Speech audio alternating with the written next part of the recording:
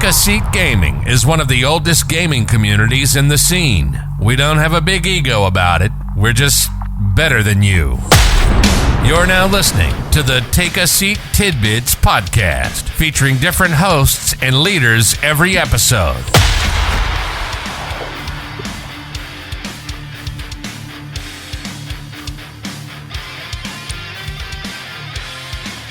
Hello and welcome back to Take a Seat Tidbits podcast. I'm your host, Martini. Today's episode is on indie games, and we've got a bunch of gamers in here who love them. So I'm just going to introduce everyone. So we've got Geek. Do you want to introduce yourself? Hey. Hi. And we've also got Jordan.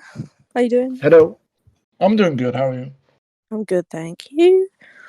And we've also got Lady May. How you doing, May? Hey. Alright, and we have one more member, being Professor Eggs. Hello everyone. How's it going?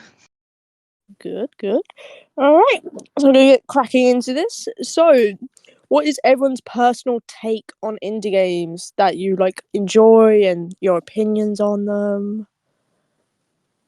Do we go off professional or how would you say it? Not personal. There's the other word for it. Your own opinions, I would say. Like, what you think of them. Oh, bro, man. I'm freaking obsessed with indie games.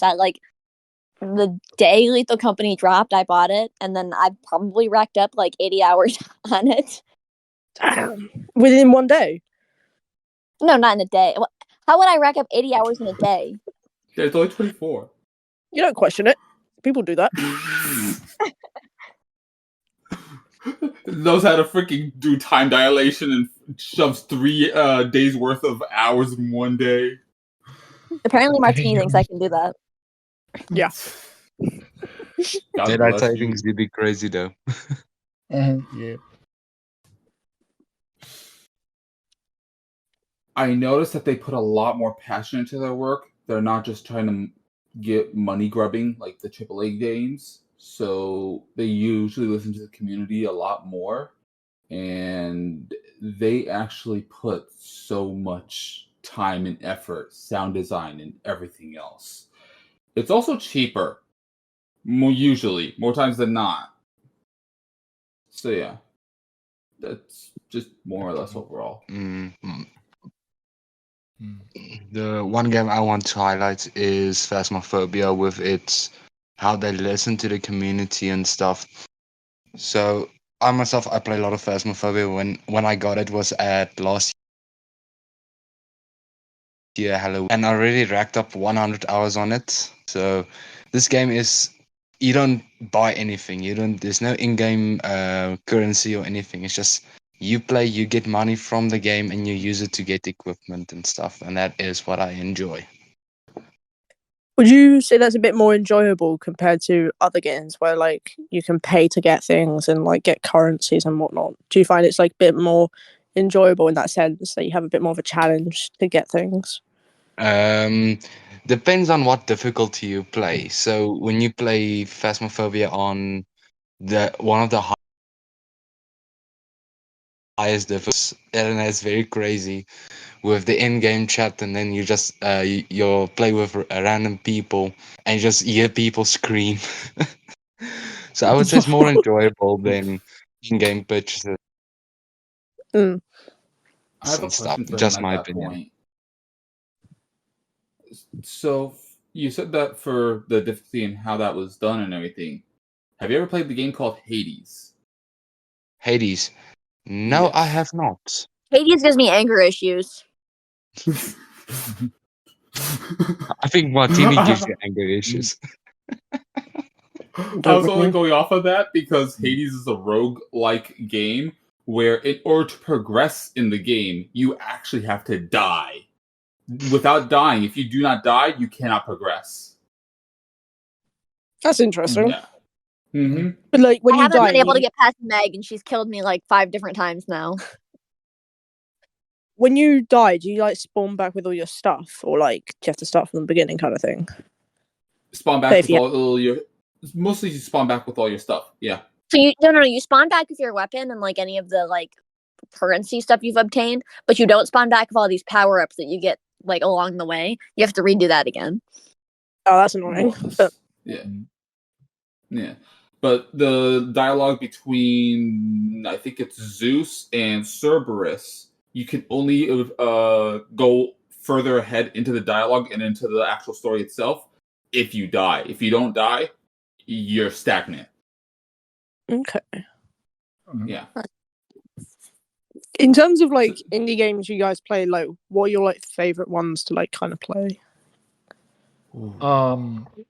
It would be simply like either simply with friends, Little Company or Phasmophobia, and any other indie game, since it's simply more fun for a friend group, in my mind, and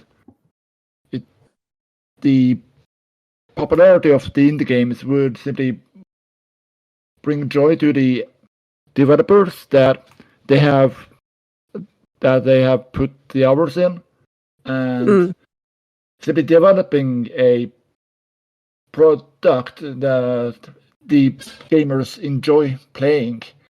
Not that games that like Activision or Ubisoft or any other top tier gaming developers produce, since it's expensive and such, but it brings joy to the community that smaller teams manage to get things done, in a sense. Yeah. And they seem to be a bit more enjoyable when it comes to like that they care more about that one game than they do like mass producing like different games like every couple of years kind of thing. Yeah, and I think is that I guess developers with the video games and stuff need to start on one end, start at once and work their way up the chain and such. Simply, I guess the guys that created Call of Duty or Battlefield and such, they started like 20 years ago or something, and they worked their way up, and it became popular. Yeah. Yeah. It's a really good insight into it. I actually have my own. I can't actually say only one. I think of four at the moment. One is BattleBit. I don't know if you guys have ever heard of BattleBit. Yeah, I have. Yeah. BattleBit is basically Battlefield, but crappy graphics and no lag. As in, like, no ghost bullets, any of that type of stuff. None of that type of glitchiness aspect exists in that game. So, BattleBit's good. If you want a COD-like game, kind of, I'm starting to get into Helldivers. My other two games that I keep on going back to, though, is Severed Steel. So fun. Molten Steel is so damn hard, though. One shot from any bullet, you're dead. And you have to complete the whole entire level without getting shot once. Sounds like a proper challenge you have there then, like trying not to die. Yes, the good thing is, there's a slow motion effect. So it helps a little, but it's still difficult. You can even make it more challenging by turning the floor to lava, so on and so forth. Okay. Yeah, you can wall run, that's why. Oh, that makes more sense. I was gonna say you can't just walk straight into lava. There's gotta be a way around. Yeah. The other game that I would say for a party-based game, Spider Hack. I don't know if anyone knows about Spider Hack. You can play, I think, up to 4 people in a lobby, I think. I've never tried more than 4 people in a lobby, so I have no idea if it's even possible. So, yeah. Those are the games that I can think of off the top of my head that I always go back to the Severed Steel, though. But, yeah, those are the fun games. I don't know that I've ever heard of that one. Spider Hack or Severed Steel? Or both? Either. Have you ever played Ghost Runner?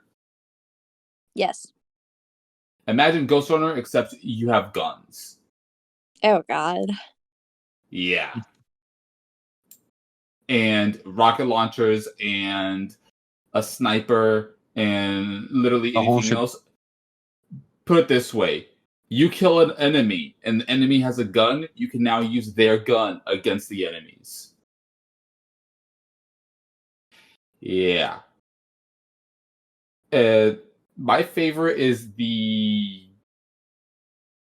I don't know what the hell it's called. I forgot. I just know in Call of Duty it's called the Lockwood. In that game, I forgot what it's called, but it's fun, and I also have an extra perk on it where as long as you kill a person, you get an extra bullet. So as long as you can do one shot, one kill, you keep that same bullet. You just keep on going on.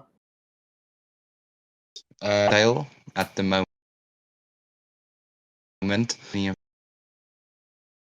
Phasma. For the reason I like it right now is one of the weapons I got is in the beginning, out of your first time you get a storage chest, you get a leather glove. And if you use that, you can just use your attack button constantly. You can do like up to 100 and something damage. So you can just go through every battle and just level up, level up, level up. Is it easier to And- just level up then if you have that?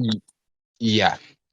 You have two different runs. You get a genocide run. That's where you kill every ending of the game, and then you get the pacifiers or the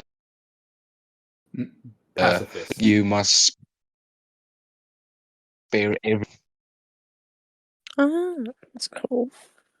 Yeah. And because you guys seem to play these games quite a lot, do you guys like have any like funny stories of like what's happened to you like when playing them, like with your friends and whatnot?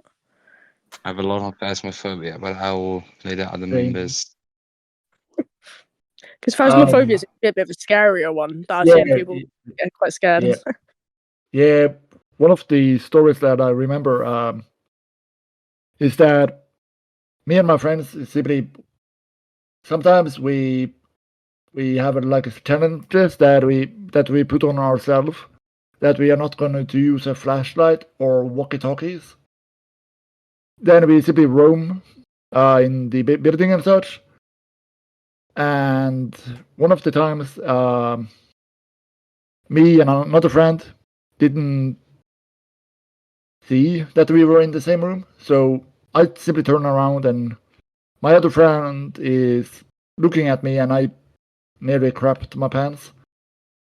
And so did he. It was simply God.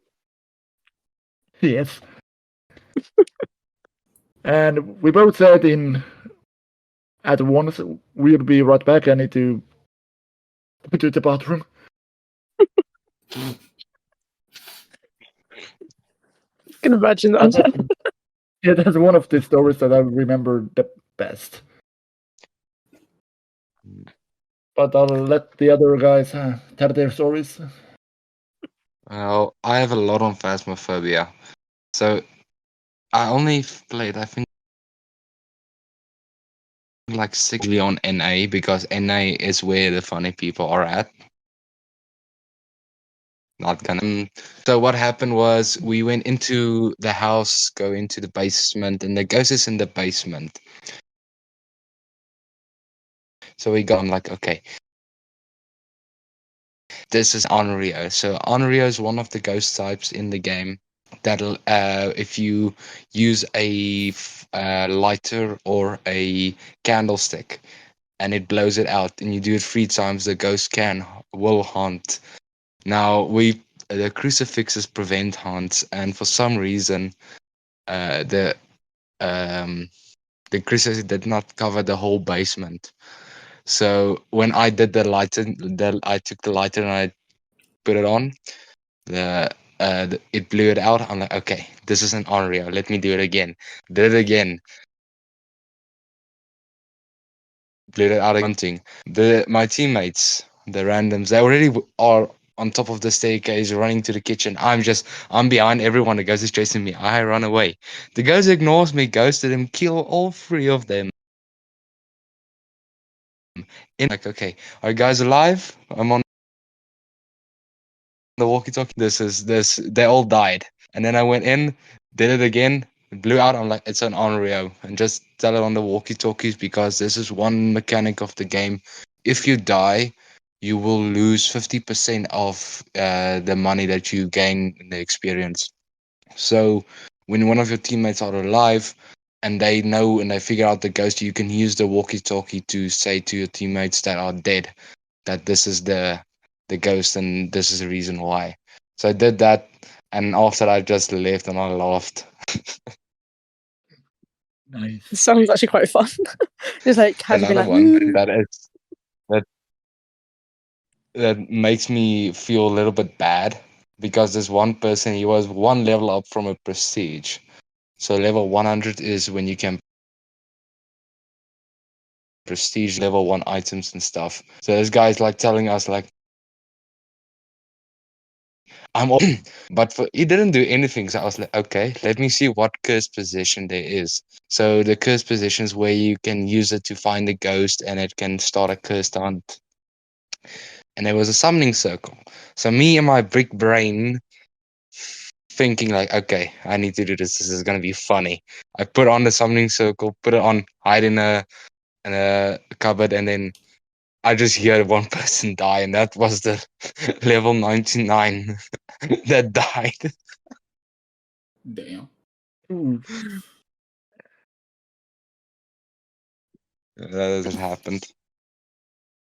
Man, so in Lethal Company, you have yourself and 3 other teammates, and if all of you die, the game the game is failed. You failed the company, you get ejected, whatever. So your goal is to not let all 4 of you die. There have been multiple instances where all of us have died, but one in particular that like just makes me laugh like really hard. And this one, so I was chilling in the ship, which is your home base, and you're able to watch like the monitors, so you can see when your teammates stop moving or when they die. So at this point, 2 of my teammates had stopped moving, so I started making my way towards the building to investigate because I didn't have a teleporter at the time, so I couldn't retrieve their bodies. And I get all the way up to the door, and the one teammate that's still alive comes running out, going, May, we have a problem. They're all dead."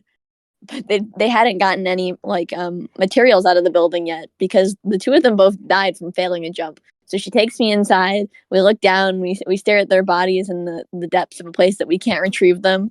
And then we both decide that we're just going to go in together so that if one of us dies, the other one can make a run for it.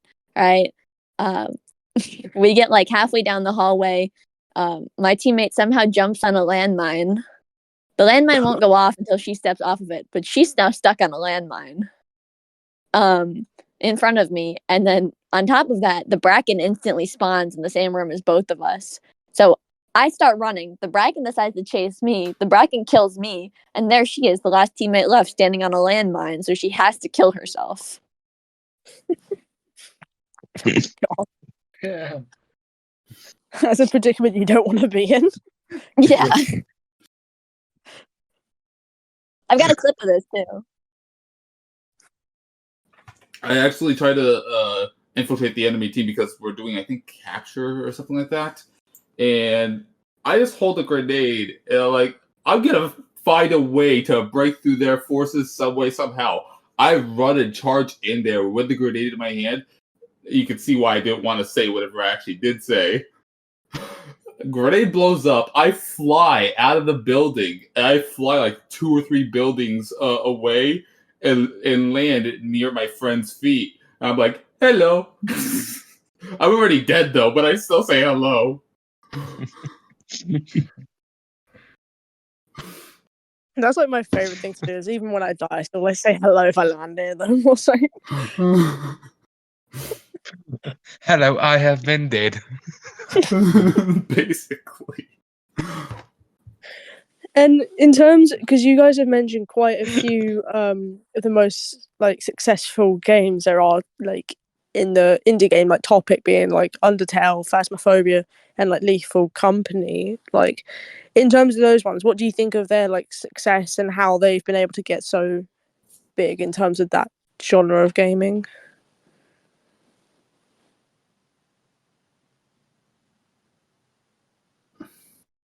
I think it's really cool that you can have so much fun with something that's so simple because none of them are like extremely complicated games, but I guess like because it requires you to really have teammates to get through them, it's just made it all the more fun.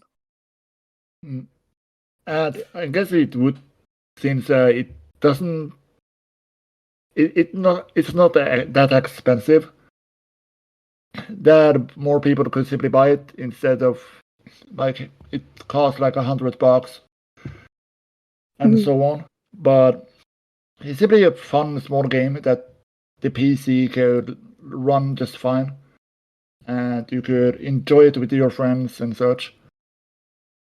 Yeah. In terms of the success, I guess Undertale, Phasmophobia, and Little Company have the same amount of success. Yeah. I have one thing to say with that. Even though I have not played those games, I can say one thing that has been a pivotal thing on all indie games. It's not the game itself, and not really the community too much itself that makes the game blow up. It's how well you're able to build the game. Tetris, simple game, yet it's built well. So all you need to do is put passion into your work and build it well, and you'll blow up. So definitely, from the sounds of it, the cost of it is so much more appealing compared to a different game, and the fact that the developers and whatnot of the actual game itself take the time to like use their creativity and their passion that they focus all their energy on is this game, and that it turns out really well and successful because they focus on it rather than focusing on like the business side of things and like the money and revenue and all that kind of thing that can happen with like really popular games like EA sports games, or so you see a lot of them like the American football Madden. That one's a That fell off. I'm sorry. like it's just an example, but like that one is like those sports games are reoccurring every year, and it's basically the same thing with like tiny change, and it's like when you buy it you're paying like 60 plus bucks each time, and it's the same thing, whereas like with these smaller games, they small in the sense of like it's not like as big as like those ones, but like still quite big in that genre, that the developers and whatnot take their time with it, and they produce a really good game which has a really good outcome for the players of it, which can build it up in that genre to what it is, from what I'm understanding with it. Correct. Yeah. I'll add one other thing to it though. I have noticed this time and time again with AAA games versus indie games. You gave a good example, Madden, also EA. We'll go with Madden for now. Madden 2008 and 2012 had way more features than Madden 2024. They've actually removed so many features that they actually started adding new features that people have forgotten and claiming it as a new feature. It's either one, broken, two, half-assed, or three, very, very limited. And so within that, you can also see how they would get upset. Same thing with EA doing on Need for Speed.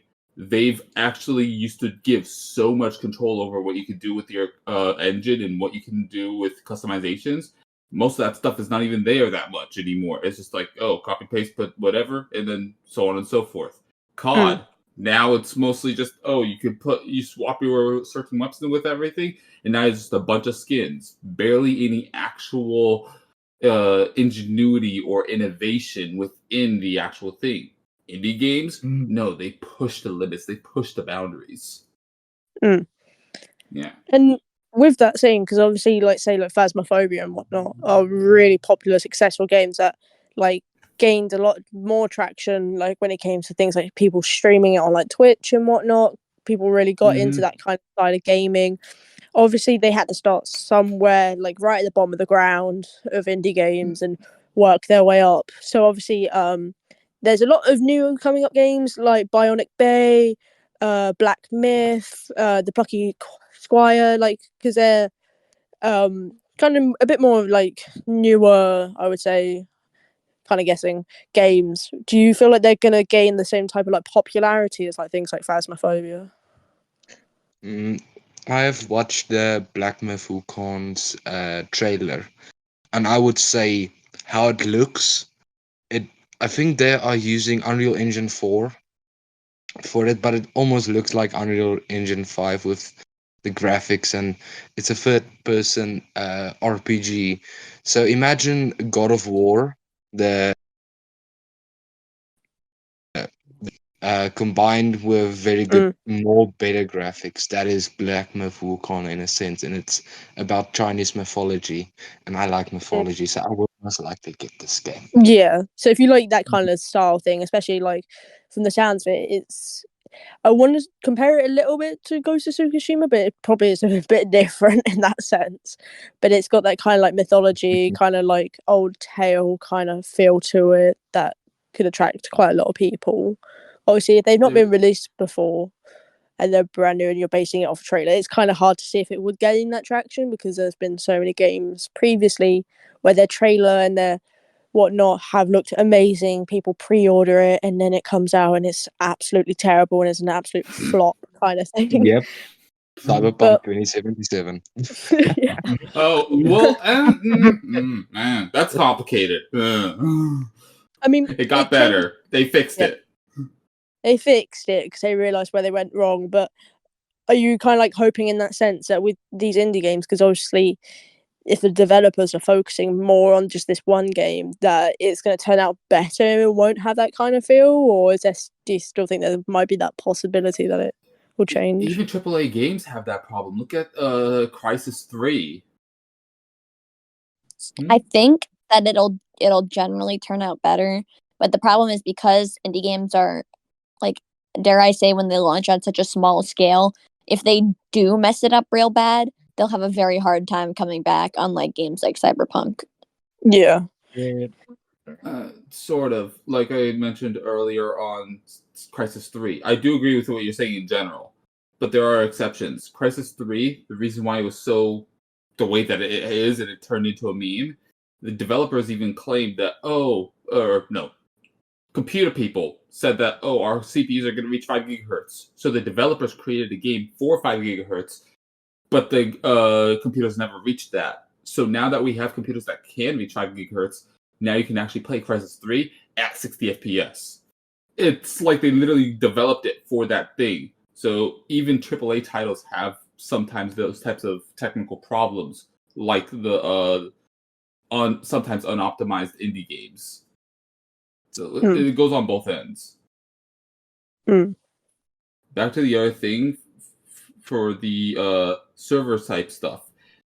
I noticed this on Helldivers and a little bit of Battlebit, sometimes on VR chat. The only downside of indie games is sometimes they don't expect such a big, large audience to actually be invested into it. So they have to revamp their servers to make it way, way bigger to accommodate all the people that actually started enjoying and actually getting into it because of the community. That's the only downside about, or one of the downsides of indie games. They're not prepared to be explosive. So yeah, sorry. Go ahead, Professor. Okay, so with AAA games, it's more like when they put out a trailer, people are like, okay, they've brought out, let's say, like I will use CG Projekt Red with The Witcher, one of the best story games ever created, getting Game of the Year 2015.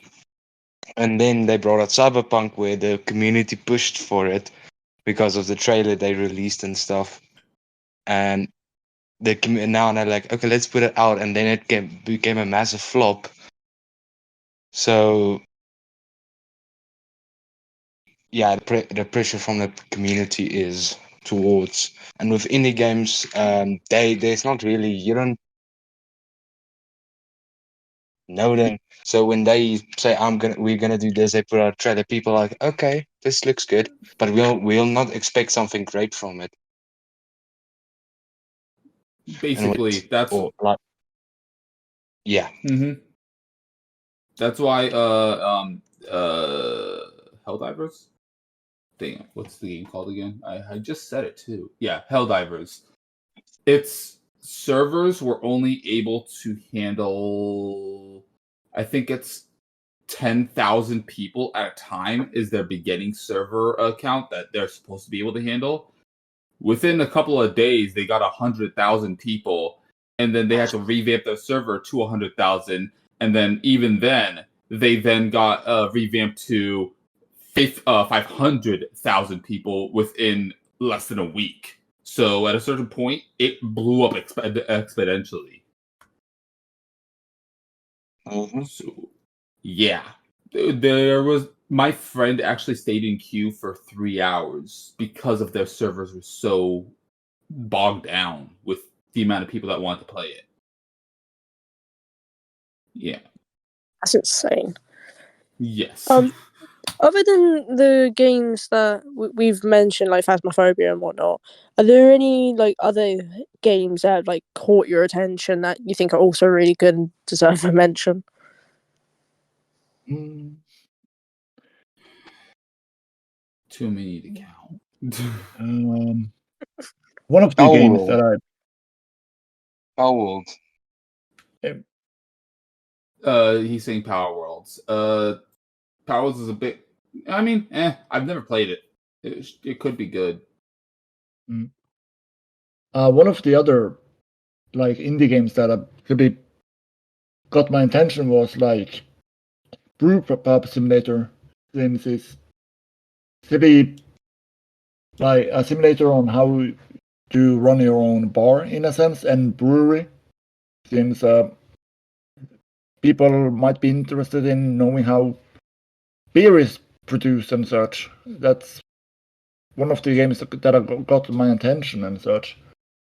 But when there is like a trailer on YouTube, for instance, like the newly released indie games, I would be interested in the game if simply I get a simply the attention as well. Sorry, I stumbled out there, but If we're going off of games like that, then there is a game that I kind of got into, but I kind of also stopped playing it for a while. If you ever want to learn how to build a PC, there's actually a PC building simulator game. And there's also PC Building Simulator 2, which means that it was actually successful enough to have a second edition. So if you guys ever are interested into any of that type of stuff, PC Building Simulator 1 and 2, most of the stuff is kind of decently accurate. I'll say that in a general rough sense. Put it this way. COD is to the military as PC Building Simulator is to real computer building and how to actually troubleshoot it. It's there. There's existing some substance, but it's not entirely accurate. So yeah. I mean, if you're learning to build a PC, then that's pretty helpful in itself. Like having something to learn, because coming from someone who wants to have a PC and has no idea what I'm doing, and I'm hearing different opinions from different people, what websites to use, what different like say graphics card to buy, I would say that I would find that pretty helpful. And if it's like you don't really know how to tell someone like what they want, I guess that's a good way of being like, "Hey, just download this game. It will show you what to do." Like, if in simple terms, it will it let you understand the things of what to do and kind of what to do. If you want, I can ask me and everything, or we could do with whatever else on the side or whatever for that stuff. I've helped people build PCs, and I'm not biased towards one or the other. I've helped people build AMD PCs and NVIDIA and Intel PCs all across. So yeah. Yeah, and in terms of that, like you can build so much off just that one game, so you can make it like a like learn to kind of series kind of game. So like, especially with people who like might not know how to do something in a game, or like how to access something, or like say how to build something, or like whatnot. That's like a quite simple, kind of easy way that it's enjoyable to learn, and you can kind of like see how it's done, which is definitely something you could like build off.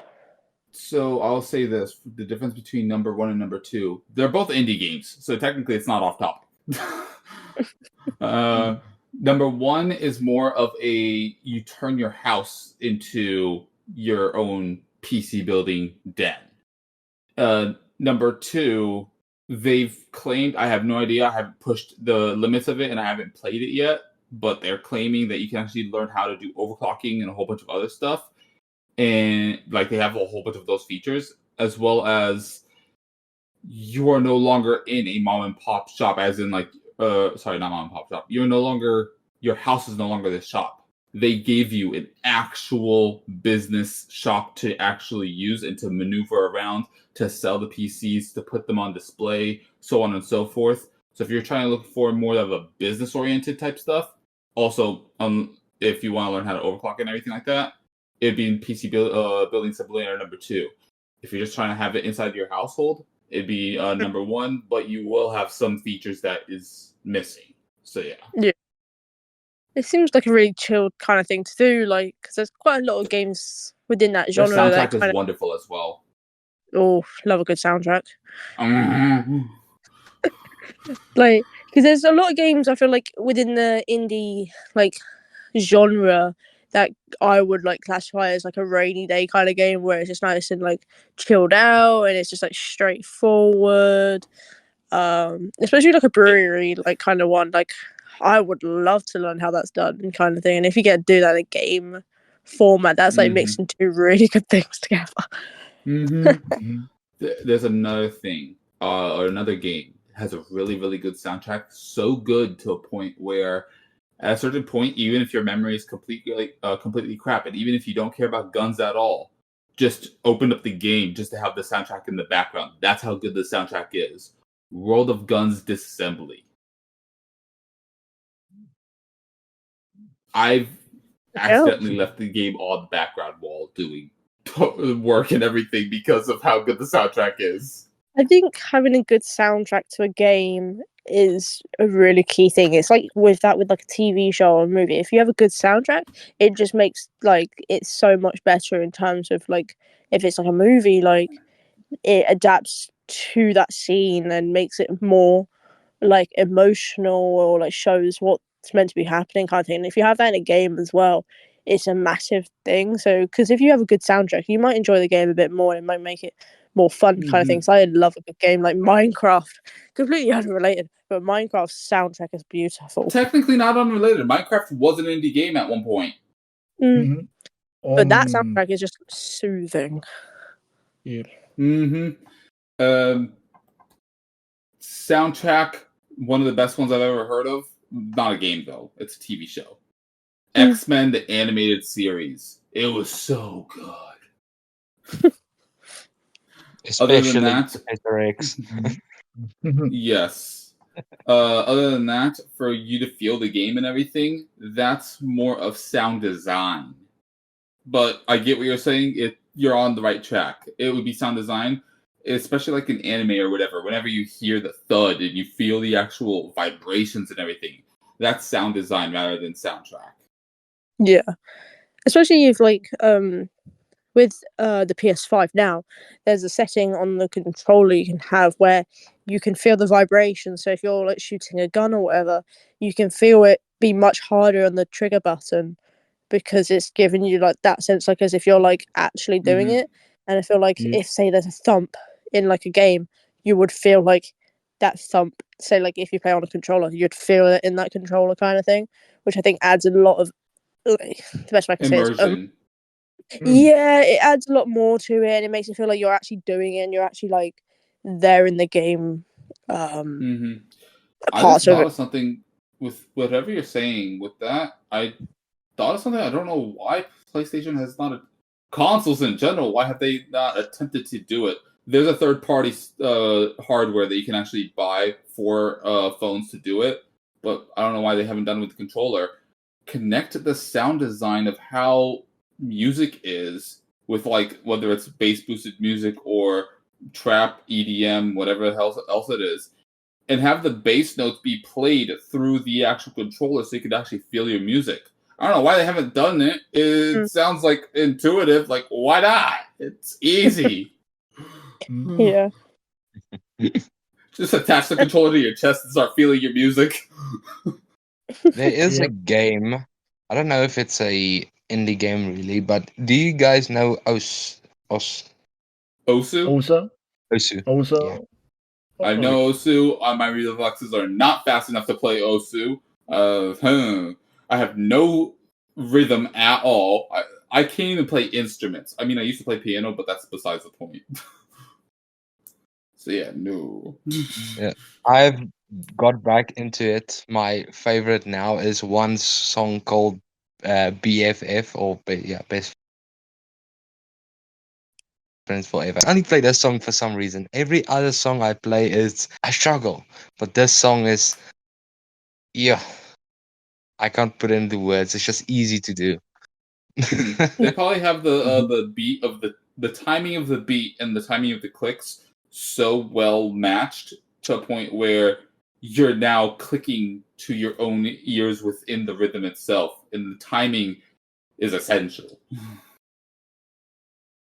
Yeah. Any other questions? Yeah, I was gonna say. So moving on, just got a final question I want to ask you all. Just your thoughts and opinions of like indie games and if they will like become more popular than say AA games,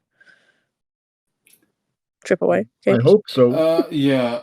Are you basically saying if an indie game becomes so popular it becomes a AAA game, would you still classify it as an indie game? Is that what you're saying, Or like along the lines of it, or like if it would become like say more popular than then it's bigger than a AAA game. Like, what's your thoughts on that? Like, what would your opinions be if that was to happen? I think that indie games fill their own niche, and that I would be very surprised, like if they blow up past, like a certain point, only because they fulfill a very specific niche of gamers, rather than like targeting a very broad audience. I would say more power to them, just don't go on a power trip. And I've only seen so far one game that has actually reached whatever you said. At one point, I think BattleBit has actually reached it, where I think it was like actually I'd have to look back at Steam database again. I could be completely wrong with these numbers. It's just more of a ballpark estimate of what I remember. I think it was like 60,000 people at one point was playing COD on Steam, and 30 to 40,000 people, and maybe not some 50, but 30 to 40,000 people was playing BattleBit on Steam. So, and BattleBit is an indie game. So at a certain point, BattleBit was actually competing with COD in player base, concurrent players at the time. So it is a game, but it did almost basically essentially achieve AAA status. I prefer to play BattleBit over COD sometimes because of how the gameplay is, and it's not janky, buggy, and glitchy, and having all these things. I was like, oh yeah, it's just COD that does this. Oh yeah, just COD BS that does this. No, BattleBit doesn't have any of that BS. It's either you hit the target or you don't hit the target. Done and done. Yeah, I would simply say that any indie games could reach that level, like of popularity than AA games, but it would be like large shoes to fill. But with BattleBit, they reached that certain point that it was the competitor, as you said, Geek. I think that any other game could reach that heights, but it's simply up to the gamers to simply decide on it. But I would say the list of games that we have said during this episode has the potential of reaching the popularity than AA games. Yeah, you just have to build it well and put passion into it, like we've been saying earlier. Funny thing is, just a little bit of, I guess, background on BattleBit. BattleBit, if you look into it and see how the game is played and see how people are doing it and everything, BattleBit was all created by 3 or 4 people. Like, literally 3 or 4 people is the only amount of people that was ever put on the project to create the entire game of BattleBit. And whenever you look into it, you'll see just how far they've come. It's insane, and I praise them for it. I would praise every indie game that is successful. Simply like Actually, a thumbs yes. up and such. With that, Like, yes. good job. Any indie game, and any and every indie game, the person has actually put their time and effort in. At a certain point, even if you did not succeed, even if you did not go to that point that you actually were trying to achieve as your dream, you then, by you creating an indie game, created a game better than any other AAA game. Reason being, even if it's broken, at least you put your heart into it. They're only doing it for the money.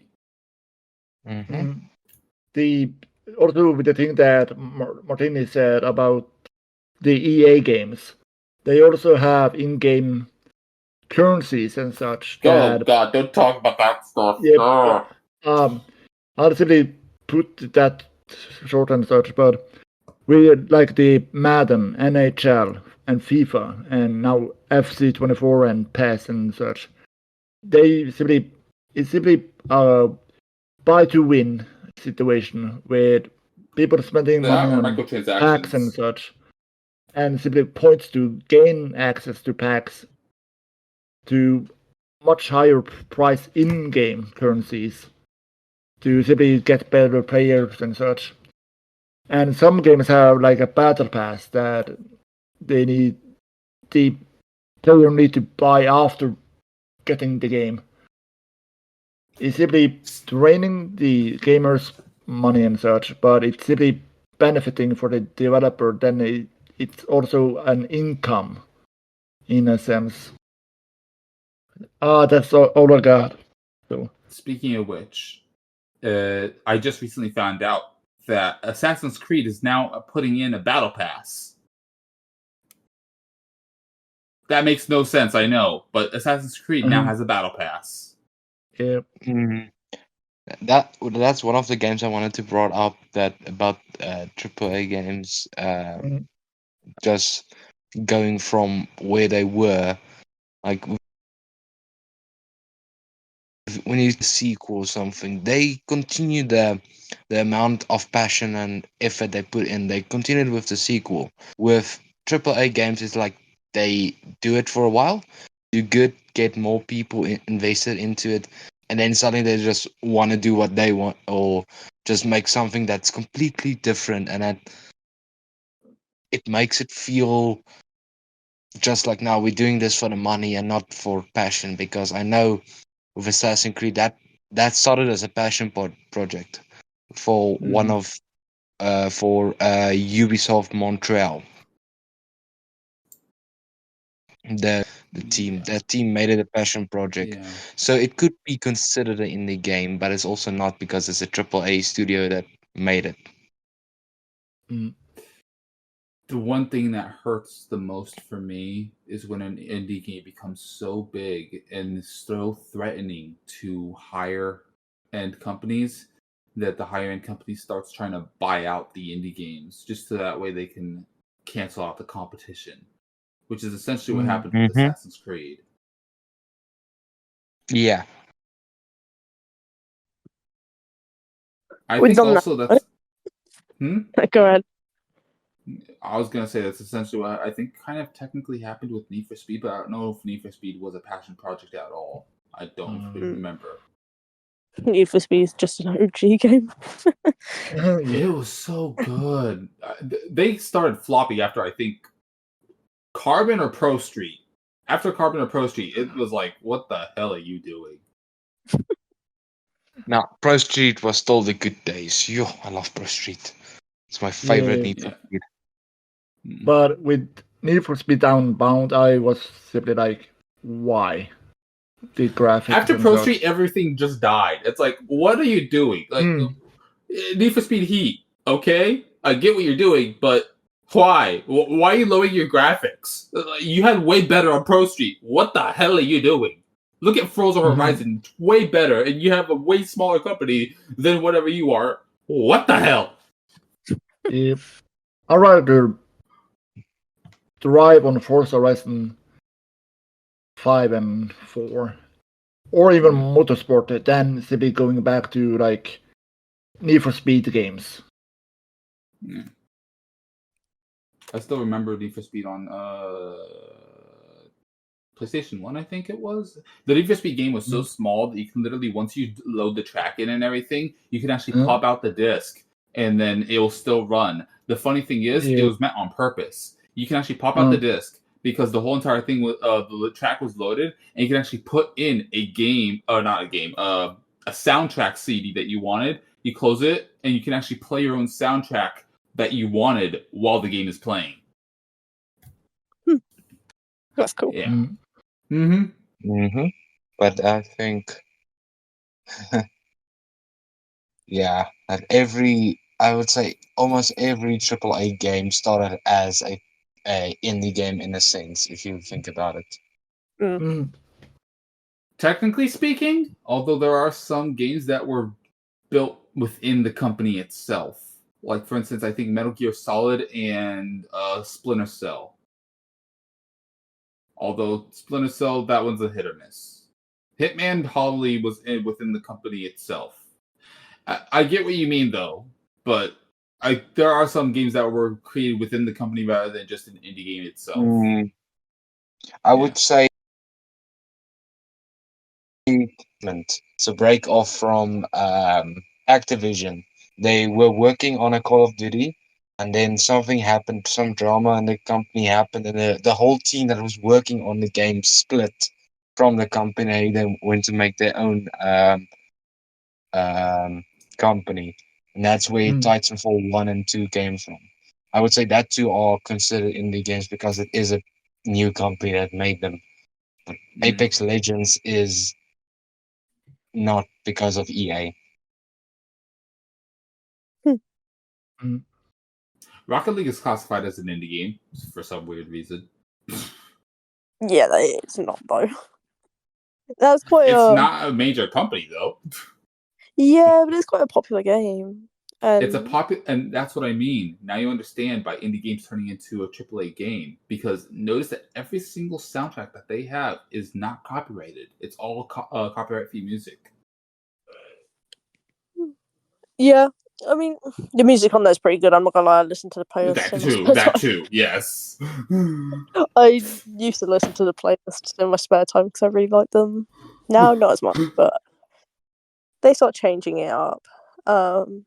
But on that note, I think closing it off, like in terms of it all, there's a real difference between indie games and say mainstream games like AAA games, like. But there's a clear difference in between like popular games and indie games, in terms of like developers and the way they're produced and how popular they get, and like how much effort and time's actually gone into them compared to other games, and that they're starting to gain more traction now. And it'll be really nice to see upcoming ones do really well and whatnot. But yeah, I would just like to thank you all for being a part of this episode and speaking your words of wisdom and your opinions on indie games, and hopefully educating more people like me on what they are and whatnot, because I do not know that much, but now I do. But other than that, I appreciate it, but I don't classify myself as I would wisdom, say but so. sure, thank you. But again, thank you all for being here, and that is the end of this episode. Thank you all for listening.